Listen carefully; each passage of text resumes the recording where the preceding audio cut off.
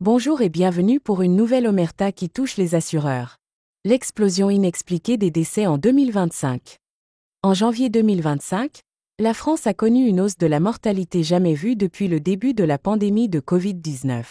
L'INSEE recense 69 970 décès, soit 8,4% de plus qu'en janvier 2024. Ce chiffre dépasse même le pic d'avril 2020, le mois le plus meurtrier de l'épidémie.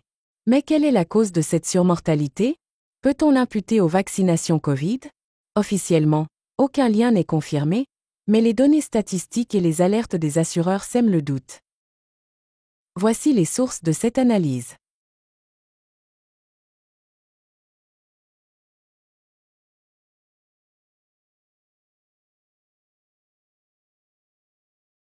Comme nous l'avons vu en introduction, en janvier 2025, l'INSEE annonce 69 970 décès, soit une hausse de 8,4% par rapport à janvier 2024. Ce chiffre dépasse avril 2020, le pire mois du Covid, qui comptait 66 990 décès, et janvier 2024, où l'on en comptait 64 540. Une surmortalité qui interroge. Autrement dit, la France a enregistré en janvier 2025 plus de décès qu'au pire moment de la pandémie, malgré l'absence d'une crise sanitaire comparable. Le phénomène ne touche pas que la France. Le Royaume-Uni, l'Allemagne et les États-Unis rapportent également des excès de mortalité anormaux depuis 2022.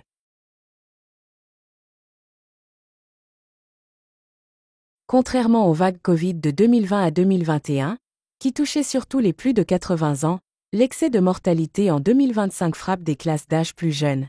Plus 12% chez les 40 à 64 ans, plus 9% chez les 65 à 79 ans, et même plus 7% chez les 15 à 39 ans.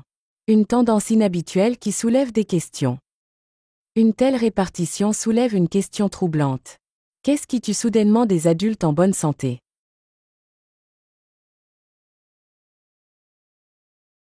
L'augmentation notable de la mortalité en janvier 2025 exerce une pression significative sur les compagnies d'assurance, tant en France qu'au Royaume-Uni. Cette situation pourrait potentiellement menacer la stabilité financière de certaines d'entre elles. La hausse des décès de 8,4% par rapport à janvier 2024 entraîne une hausse des prestations versées par les assureurs vie, affectant leur rentabilité. Le rapport de France Assureurs souligne que des facteurs tels que l'augmentation des maladies chroniques et les progrès médicaux peuvent influencer les taux de mortalité et, par conséquent, l'espérance de vie, ce qui a des implications pour les assureurs. Au Royaume-Uni, une augmentation des décès prématurés a également été observée, notamment en lien avec des facteurs socio-économiques tels que l'inflation persistante.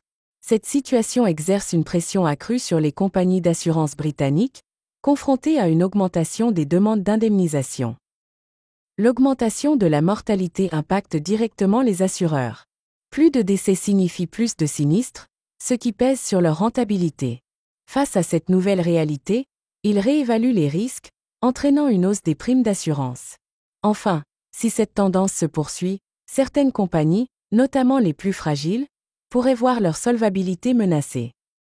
Face à cette hausse de la mortalité, les assureurs doivent adapter leur stratégie pour éviter une crise financière. Les chiffres sont alarmants.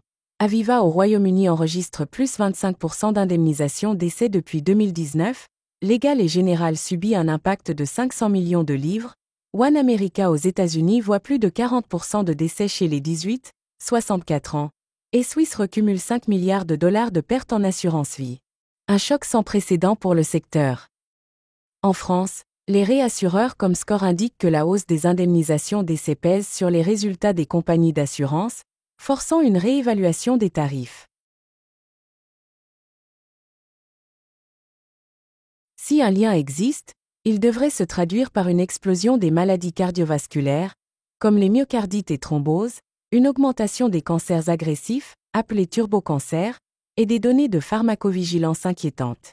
Des signaux qui nécessitent une analyse approfondie. Plusieurs études révèlent des signaux inquiétants. L'EMA confirme une hausse des myocardites après vaccination. Une étude d'Oxford, publiée dans The Lancet, signale un risque accru de thrombose. Enfin, Pfizer a admis dans ses documents internes l'existence de risques non anticipés liés à ces injections. Déclaration de l'économiste Denis Jacquet. Si une hausse des décès avait suivi une infection virale, elle serait immédiate. Ici, elle est progressive et touche des classes d'âge en pleine activité. C'est un marqueur d'un effet médicamenteux différé. Reconnaître un lien entre la vaccination et la hausse de la mortalité aurait des conséquences majeures, un scandale sanitaire international, de possibles poursuites contre Pfizer, Moderna et les gouvernements, et un effondrement de la confiance dans les institutions de santé. Un enjeu explosif. Certains médecins et scientifiques demandent une enquête indépendante et la mise en place d'autopsies systématiques sur les morts subites. Nous sommes face à un paradoxe. Les chiffres de mortalité sont indiscutables, mais les explications officielles restent insuffisantes. Pendant ce temps, les assureurs confirment un phénomène inédit. La question est simple, allons-nous enfin enquêter sur les causes réelles de ces décès, ou continuer à détourner le regard? Votre avis? Les autorités doivent-elles ouvrir une commission d'enquête sur l'impact des vaccins Covid-19? Abonnez-vous et partagez cette vidéo. À bientôt pour de nouvelles analyses.